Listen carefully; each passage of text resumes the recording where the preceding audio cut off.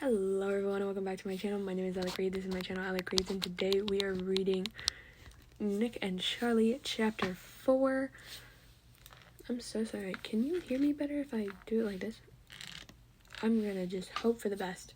Anyway, we are reading chapter 4 of Nick and Charlie. Really hope that you guys enjoy. This is a book by Alice Oseman. I don't know if I ever said that. So if someone's never heard of the book Nick and Charlie, go check it out. It's awesome. This is just me kind of narrating it for you guys. But besides the point, I'm going to be reading Nick and Charlie, and I'm doing Solitaire, and I'm doing This Winter. I'm doing a bunch of different books of hers. Very exciting stuff. And I was thinking about even doing some Harry Potter stuff. But anyway, let's jump right into the video. Chapter 4. Charlie. 2 weeks after the argument is my music exam. A Friday. I don't think about anything except my exams for the entire week. Well, except for the fact that I can't remember the last time I spent 2 days away from Nick, let alone 2 entire weeks. God. Do I need to start trying to get over this? Because I have no idea how people do that. Nick is the best and most important person I have ever met. God. I go out with my friends that evening, just to Simply Italian for a big end-of-exam celebration meal, even though my last exam isn't until next Thursday. I tried to have fun and laugh at people's jokes and talk about how horrible exams were, but everything's fake. I don't want to laugh at anything. I want to go home and sit in bed and do nothing. I'm sitting next to Aled, and he stays quiet for most of the evening, as he does. But as we're all sorting out who's paying what, he says, "Charlie?" And I look at him, and I see a genuine concern in his eyes. "Have you spoken to Nick at all?" he asks. Word of our argument has spread everywhere, obviously. "No," I say, trying to keep any and all emotion out of my voice. "So, is that it then?"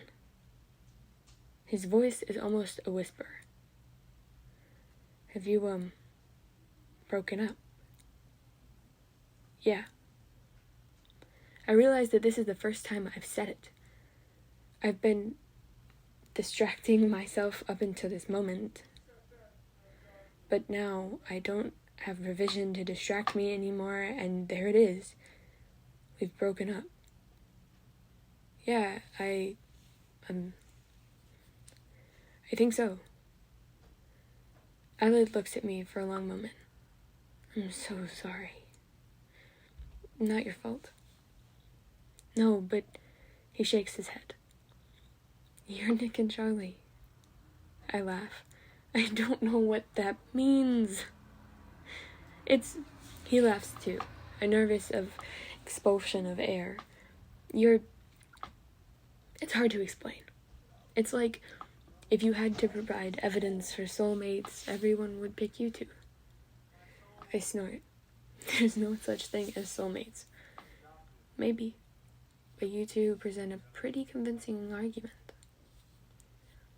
If we were, he wouldn't have broken up with me. Is that actually what happened? I stare at Aled. I've never heard him so assertive. I don't know how to answer. Did he actually say, "Charlie, I want to break up with you"? I frown. Well, no, not exactly, but he didn't say, "I don't want to break up with you." But obviously he wasn't going to say that. What?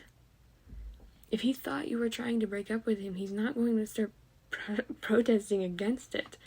If he thought you didn't love him anymore, he wouldn't make you feel bad for it or make it difficult for you. He'd just be heartbroken. Well, he's an idiot then. Aled laughs. Exactly! 2 idiots in love. Couple goals. Great. Thanks. Someone interrupts us to see whether Aled sorted out what money he owes.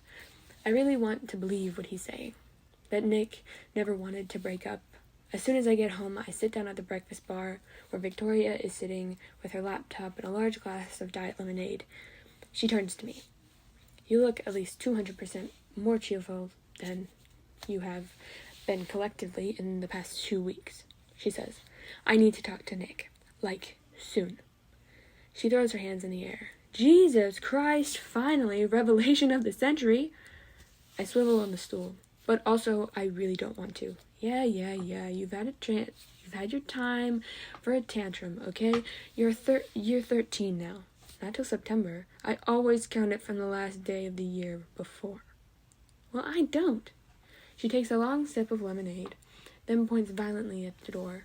"Go talk to him, you giant child." Oh my God, fine.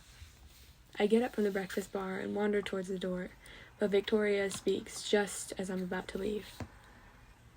"By the way, I found this stuff between the sofa cushions." She picks up something next to her and holds it out. "Nick's disposable camera. Is it yours?" I take it from her. "Oh, that's Nick's." "Oh. He might want it back then." "Yeah." I walk slowly out of the room. The number on the tiny screen at the back is at 0. I didn't even know Nick had taken that many photos. When did he take them all? He could only have left the camera here 2 weeks ago while we were getting ready for the party, and I didn't see him take any then, so it must have been the day before that. And that's when I know exactly what I'm going to do. Straight after my shift at Topman on Saturday morning, I speed walk to Boots to get the camera developed. I have absolutely no idea what's on it, but I figure there might be something special I can send to Nick. I don't know whether that'll help anything, but a picture speaks 1,000 words, I guess. Blah, blah, blah. Something cheesy and romantic. Yep, cool. I arrive at Boots and return, and it turns out I have to wait an hour for them to develop the photos, so I wander around town with my umbrella over my head. I buy an Oreo dairy milk bar from a newsagent's because Nick's obsessed with them. Then I sat down on a bench and take out my phone, balancing my umbrella on my shoulder. And then I see I have a text from Tao. I open it immediately. Tao Zhu, 1534. "Hey Charlie, I know we haven't really talked about the Nick thing, and I'm sorry I didn't tell you personally about me and Elle. I was having a hard time dealing with it myself, to be honest. Just wanted to say I'm sorry if me and Elle caused some weird drama between you and Nick, and I really hope it's cool between you guys soon. And if it's helpful, I saw Nick quickly as he was leaving Harry's, and he was really upset about it. I'm pretty sure there's no way he actually wants to break up with you." I read the message several times before replying.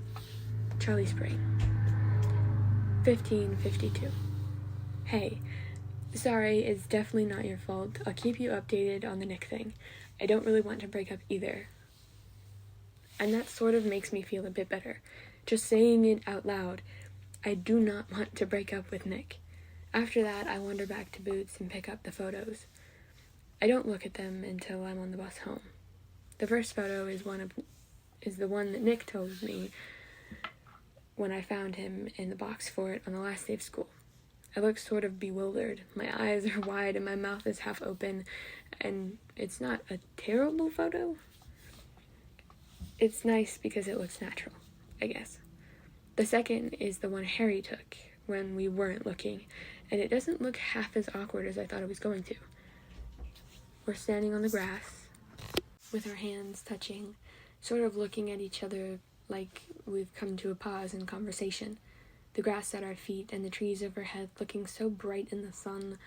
It's kind of artsy. Harry would probably be very pleased with himself. The third is the one I took of Nick. It is a terrible photo. I laugh out loud. It's hilarious, actually. He's mid-blink. He'll probably throw it in the bin as soon as he sees it. And the fourth is a selfie we took together. Nick's arm around my shoulders and our heads together both of us smiling, a little lens flare from the sunshine falling across Nick's chest. I look at that one for a while. Thursday was a lovely day.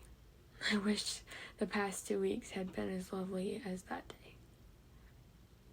There are a few after that still at school, several of Nick with his year 13 friends, and even a couple of the school building itself, as if Nick just wants to remember what it looks like. And then there's the one of me in Nick's car, sitting with my legs tucked up on the seat, my sunglasses on, scrolling through my phone. It's nice. I hardly ever see pictures of me like this. They're almost always selfies or posed photos with friends. The bus jolts suddenly, and the photos fall off my lap and onto the seat next to me. I slam my hand down on them before they can fall on the floor, but they've all spread out like playing cards, and one photo catches my eye. It's me, asleep in Nick's bed. The streetlights outside send a soft orange glow across the thin curtains behind me. My hand is curled next to my face, and my hair is gone all messy and pushed to one side, as it often does when I'm asleep, judging by what it looks like when I woke up every day. I don't know when he took this one. I think I fell asleep before him, but I honestly can't remember. Maybe it's kind of a weird picture to take, but honestly, I can understand why Nick took it. I'd take a picture of him if he looked like that in my bed. God, that sounds creepy, doesn't it? I don't care. As I flick through the rest of the photos, I start to realize they're all sort of like that. All tinged purple and blue and orange, muted colors. A little blurry, like Polaroids to an art school exhibition. Me stretched out on his bed, on his laptop. Me lying on the lounge floor with my arms around his dog, Henry. Me attempting to give Henry a piggyback. Me several steps ahead in the field behind his house from when we took Henry for a walk. Me standing out at the top of the hill, holding my arms out. I remember him taking that one. Me giving him a side eye as I caught him taking a picture of me against the view. The sunlit horizon and the fields and the river. A selfie of us together. A selfie of us holding up Henry so he could be in it too. A selfie of us making stupid faces back at his house. A blurred close-up of me laughing from when he thrust the camera into my face. The light gets darker, bluer. A photo of me curled up on the lounge sofa and the TV screen illuminating tips of my hair. Me cross-legged on his bed in just my t-shirt and boxers, pointing at the camera, smiling. And then one of me asleep. There are so many of just me. Me. Nick just took a ton of photos of me. Nick's not a hugely creative person. He's never been interested in photography or art or anything like that. I think he just took them because he wanted to remember what it was like. What life is like now. Chilling around each other's houses, going on walks, eating together, sleeping together. It sounds boring, but it's so wonderful. It is. I feel myself tearing up just looking at our life together. I love this. I love us. I love our weird, boring life. I take the phone out of my pocket. I take a picture of our stupid face selfie and the field, and I send it to Nick. Nick. My mate Sai has come around to stage an intervention. He's going to Cambridge Uni in the autumn, so I'm not entirely surprised that he's smart enough to pick up on the fact that I am approximately 70 miles away from okay, but he hasn't said anything useful so far, and now we're playing Mario Kart and eating Percy Pigs. After we've been gaming for around half an hour and chatting casually about A-level revision and summer and how utterly shit Harry's party was yesterday, Sai finally says, "So, what exactly are you both having an argy-bargy about?" He puts the Wii remote down, swivels around the sofa and folds his arm. Because it sounds like nothing, to be honest. I sigh and pause the game. Charlie broke up with me, mate. Oh, come on. Why the bloody hell would he do that? I have no idea. Are you sure that's what he was trying to do? Honestly, I'm not even sure. He was so drunk. He just kept telling me I should break up with him, and I just lost it at him. Sai adjusts his glasses and runs his hands through his hair. Sounds like you need to have a chat with him, dude. I don't know what to say. I put down my Wii remote and look at him. Help me. Why am I the relationship expert? I've never even been in a relationship. You're smart. You're doing English Lit at uni. English Lit is utterly useless in the real world, Nicholas. Utterly useless. Trust me.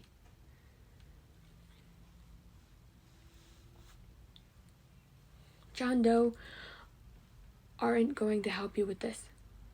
This makes me laugh. I don't even know who they are. Exactly. I lean my head back on the sofa. I think he just thought it was a good time to end our relationship. Like, teenage relationships never last. It's a bit weird that we've made it this far anyway. And we're so fucking dull as well. Like, we hardly do anything interesting. We're the most basic teenage relationship. Basic teenage relationship. Sai stutters. Have you seen yourselves? You hang around with each other every single day and somehow haven't wanted to kill each other yet. You've started sleeping around each other's houses regularly on school nights. You can communicate by just looking at each other. Trust me, I've played board games with you too. He shakes his head. A basic teenage relationship is daring to hold hands outside the school gate and going on cinema and Nando's dates on Saturday afternoons. I stare at him. If you want to break up, he says, pointing a finger at me, go right ahead. If you're bored and want it to be over, fine. But just because you're not going on fucking amazing dates every weekend doesn't mean you're boring. And definitely doesn't mean you need to break up. And just because Elle and Tao aren't like passionately in love anymore doesn't mean that you and Charlie aren't. He slaps his hands on his legs and leans back. Shit, I say. Then I pick up my phone. A couple hours later, I have a message. The name on the screen reads Charlie Spring. And that is the end of chapter 4. And next, we will be reading chapter 5. I hope that you guys enjoy. These episodes, like how long they're gonna be, are gonna kind of fluctuate. But I hope you guys enjoy. Like, subscribe, comment down below, whether it's commenting recommendations or whether it's just saying hello. I respond to all of them.